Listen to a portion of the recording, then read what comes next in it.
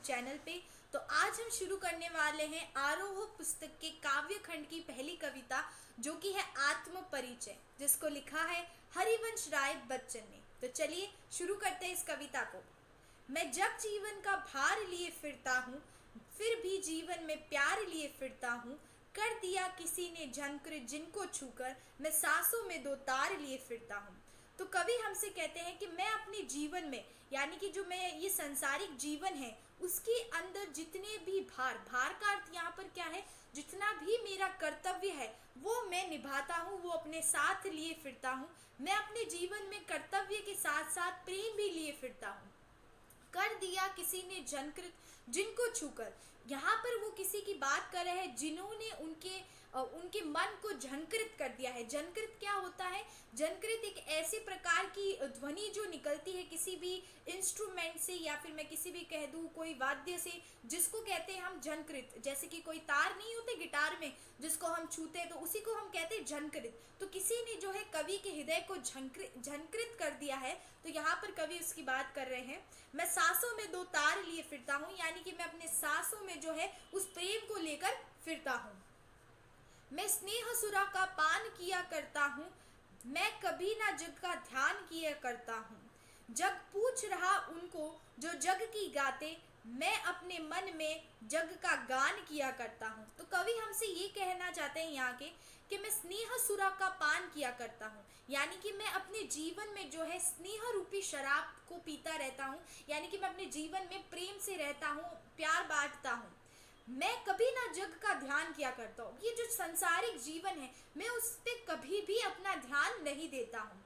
जब पूछ रहा उनको जो जग की गाते, जग सिर्फ उनके बारे में ही पूछता है या उनका ही गुणगान गाता है, जो इस जग के बारे में जानते हो, जो इस जग की बड़ाई करते हो।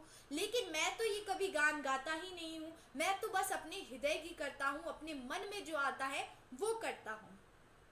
मैं निज उर में उदागर सॉरी मैं निज उर के उद्गार लिए फिरता हूँ, मैं निज उर में के उपहार लिए फिरता हूँ।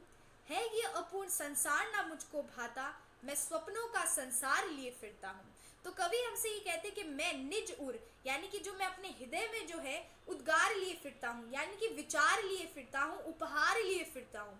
मुझे जो है ये अपूर्ण संसार जो कि पूर्ण नहीं है, ये संसार जो है अधूरा है, मुझे ये बिल्कुल पसंद नहीं। कवि ये कहते हैं कि मुझे ये अपूर्ण संसार जो है, जो कि पूर्ण नहीं है, जो अधूरा है, मुझे ये संसार बिल्कुल पसंद नहीं है। इसीलिए मैं अपने स्वप्नों में, यानी कि मैं अपने सपनों में जो है अपना एक अलग संसार लिए फिरता हूँ। मैं सपने देखता हूँ, मैं अपने सपनों में एक अलग संसार लेके फिरता हूँ, जो कि मेरे मन के हिसाब से हो, जो मेरे हिसाब का हो। तो यहाँ पर जो है कवि हमसे ये कहते हैं, मैं जला हृदय में अग्नि दहा करता हूँ, सुख दुख दोनों में मग्न रहा करता हूँ। जग भव सागर तरने को नाव बनाए, मैं भव मौजों पर मस्त बहा करता हूँ।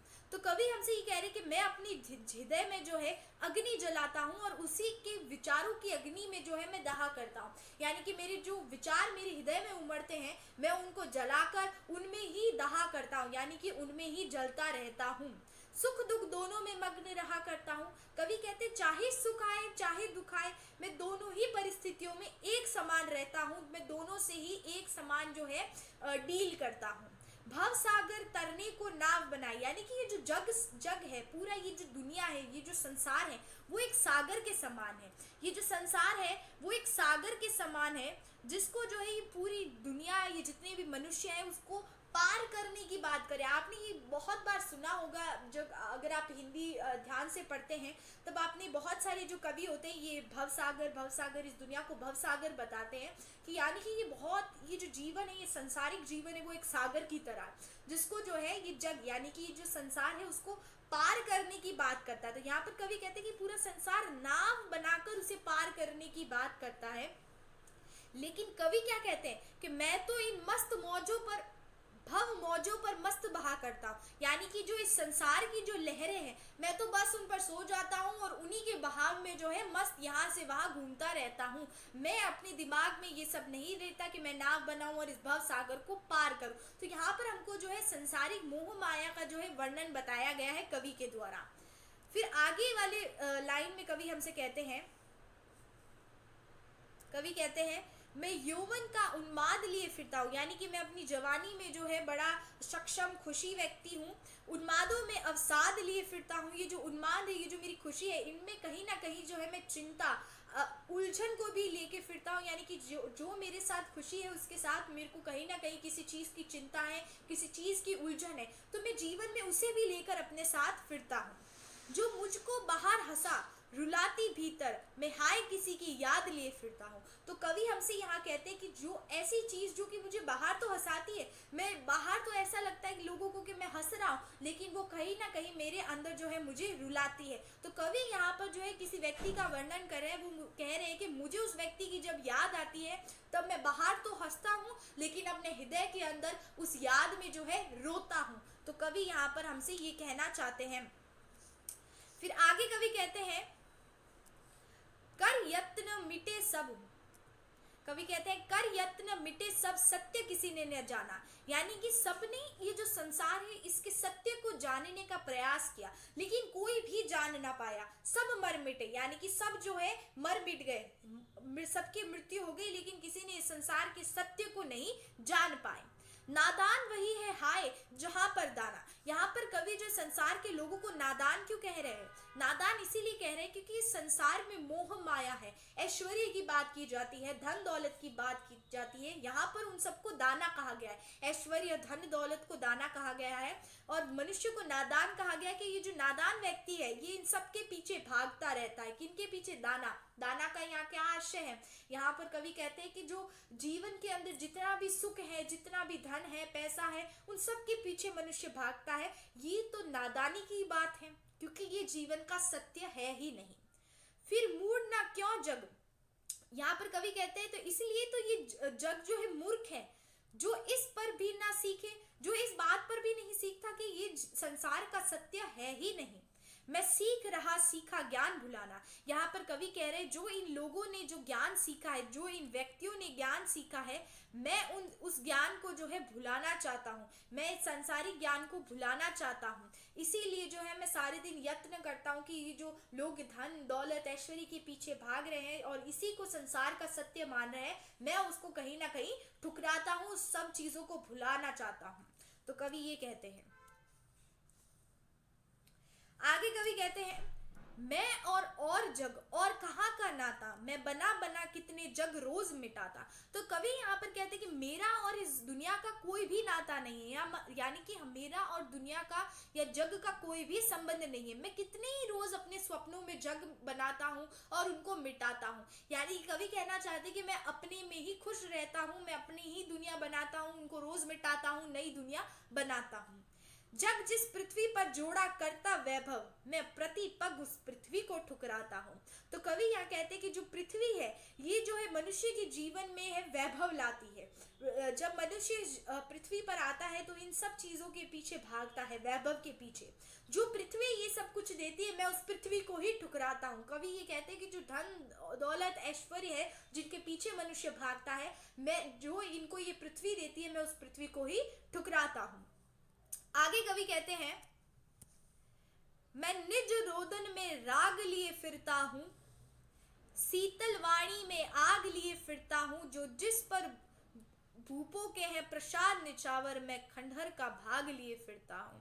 तो कवि यहाँ पर कहते हैं मैं निज रोदन में, मैं अपने हृदय में जो है एक रोदन की आवाज लिए फिरता हूँ। यानी कि मेरे अंदर भी दुख है, मेरे हृदय के अंदर दुख ही है, मैं उसको भी लेकर घूमता हूँ, लेकिन साथ ही साथ मैं अपनी शीतल वाणी में जो है आग भी लिए फिरता हूँ। यानी कि जो मेरा जो वाणी है, जो मेरी मधुर वाणी है, जो शीतल वाणी है, उसके अंदर मैं आग भी लिए फिरता हूँ। यानी कि कवि हमको दोनों चीजें बता रहे कि मेरे हृदय में मैं रोदन भी लिए फिरता हूँ, दुख भी लेकर फिरता हूँ, लेकिन मैं अपनी वाणी में जो है एक आग भी लेकर फिरता हूँ। जो जिस पर भूपों के प्रसाद निछावर। तो यहाँ पर कह रहे जो जितनी भूपों का मतलब क्या होता है? राजा। भूपों का मतलब यहाँ क्या है? राजा। यानी कि जितने भी राजा है जिन्होंने अपने जो है प्राण निछावर कर दिए हैं इन महलों पर, इतने बड़े बड़े महलों के खंडर पर, मैं उस सिर्फ इस एक खंडर का जो है भाग लिए फिरता हूँ। यानी कि मैं उन इतने बड़े राजाओं के महलों पर जिन्होंने अपने प्राण न्यौछावर कर दिए उसका सिर्फ एक खंडर लिए फिरता हूं। आगे कवि कहते हैं मैं रोया उसको तुम कहते हो गाना, मैं फूट पड़ा तुम कहते हो चंद बनाना। क्यों कवि कहकर संसार मुझे अपनाए, मैं दुनिया का हूँ एक नया दीवाना। तो कवि यहाँ पर कहते हैं कि जब मैं रोता हूँ तब मैं क्या करता हूँ, छंद बनाता हूँ। यानी कि मैं जब भी रोता हूँ मैं अपने जो विचार है वो कविता के माध्यम से, छंद के माध्यम से, जो भी है उनकी जो लेखन करते हैं, यानी कि वो जो लिखते हैं, जब उनको लोग पढ़ते हैं, जब वो रोते हैं, जब वो लिखते हैं, तब लोग कहते हैं वाह वाह क्या गाना बनाया है तुमने। वो जब फूट पड़ते हैं तब वो चंद बनाते हैं, तो लोग कहते हैं वाह तुमने क्या चंद बनाया है। तो यानी कि यहाँ पर कवि कहना चाहते हैं कि जो लोग हैं वो उनकी भावनाओं को ऐसे नहीं समझ रहे कि उस कवि ने कैसे भावनाओं से उस कविता को लिखा होगा, बल्कि वो उसकी वाहवाही करते हैं, उनके दुखों की वाहवाही करते हैं। क्यों कवि कहकर संसार मुझे अपना, यहाँ पर हरिवंश राय कहते हैं कि मुझे जो ये संसार है कवि कहकर क्यों अपनाए, मुझे एक दीवाना कहकर अपनाए, क्योंकि मैं इस दुनिया का नया दीवाना हूँ। अब इन्होंने आगे बताएंगे कि ये कैसे एक दीवाने हैं, इस संसार के नए दीवाने कैसे हैं। मैं दीवानों का वेश लिए फिरता हूँ, मैं मादकता निषेध लिए फिरता हूँ, जिसको सुनकर जग झूम झुके लहराए, मैं मस्ती का संदेश लिए फिरता हूँ। तो कवि यहाँ कहते हैं कि मैं दीवानों का वेश लिए फिरता हूँ, यानी कि दीवाना इंसान कैसा होता है, जो कि मस्त रहता है, अपने में ही रहता है, अपने में ही खुश रहता है, चाहे कैसी भी कठिनाई आए वो हमेशा एक समान रहता है, वैसा मैं हूँ। मैं मादकता में निषेध लिए फिरता हूँ, निषेध लिए फिरता हूँ, यानी कि मैं एक नशा लेकर फिरता हूँ, जिसको सुनकर जो है ये संसार, यानी कि वो एक कवि है जिनकी कविताओं को सुनकर जो है संसार झूम उठता है, झुक उठता है, लहराता है, नाचने लग जाता है।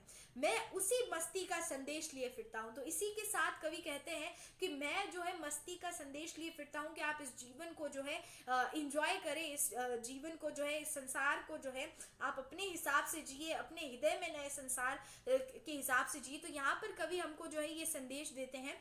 तो इसी के साथ ये कविता खत्म होती है। अगर आपको मेरा जो एक्सप्लेनेशन है वो पसंद आया है तो प्लीज़ इस वीडियो को लाइक, शेयर और सब्सक्राइब करें, और ऐसी वीडियो के लिए आप बने रहें मेरे चैनल पे। Thank you.